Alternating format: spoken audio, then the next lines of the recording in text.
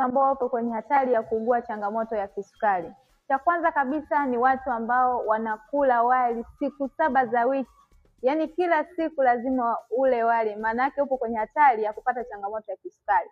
Lakini kundi la pili ni watu ambao hawafanyi kabisa mazoezi. Hasa ni watu ambao wanafanya kazi za maofisini, anaamka asubuhi, anaenda kazini, anarudi jioni, anaendelea na activities zingine, hana muda wa kufanya mazoezi. Huyo yuko kwenye hatari kubwa ya kupata changamoto ya kisukari. Lakini pia kundi lingine ni watu ambao wanatumia chai yenye sukari. Tunashauriwa kutumia chai ambayo ina asali, lakini yenye sukari inakupelekea kwenye hatari kubwa ya kupata changamoto ya kisukari.